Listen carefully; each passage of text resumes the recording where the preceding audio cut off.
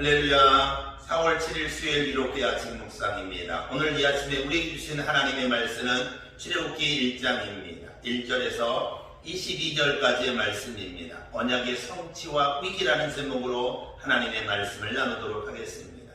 오늘부터 우리는 출애굽기를 새벽마다 보려고 합니다. 그 첫 번째 시간입니다. 언약의 성취와 위기라는 제목으로 은혜를 나누기를 원합니다.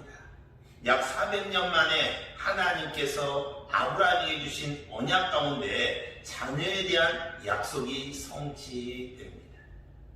요셉의 죽음 이후에 이스라엘 백성들에게 일어난 일을 본문 7절이 기록하고 있습니다. 이렇게 기록합니다. 이스라엘 자손은 생육하고 불어나 번성하고 매우 강하여 온 땅에 가득하게 되었더라. 비록 한 절에 불과하지만 이 구절은 참 중요합니다. 왜냐하면 아이가 없던 아브라함에게 하늘의 별과 같이 바다의 모래같이 많은 자손을 주시겠다고 약속하신 대로 애굽에서 이스라엘 백성들이 생육하고 불어나 번성하게 하셨습니다. 한 사람에게 하신 말씀이 지금 이루어지고 있습니다. 무려 400년 만의 일입니다. 사랑하는 여러분, 하나님의 말씀은 그 어떤 환경도 하나님의 약속의 말씀을 억누를 수가 없습니다.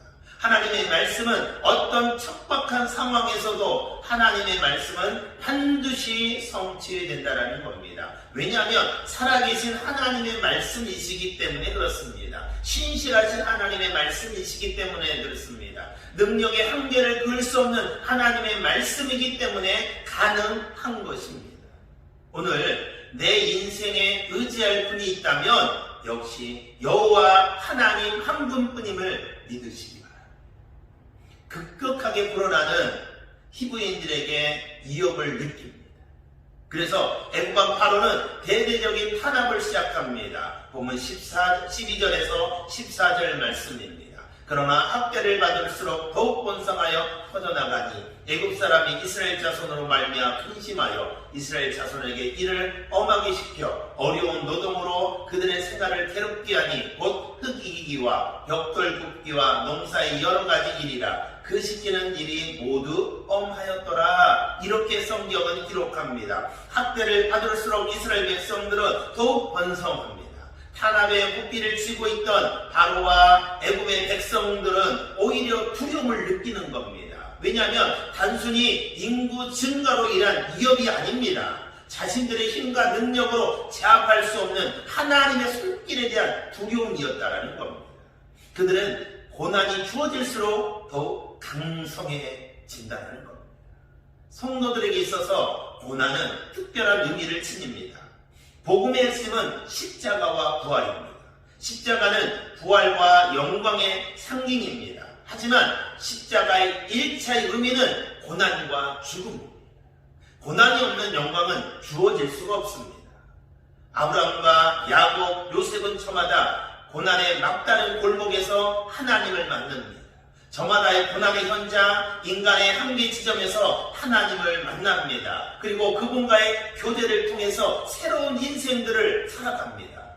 그러므로 기독교의 1차 관문이 있다면 그것은 고난이라는 관문입니다. 만일 우리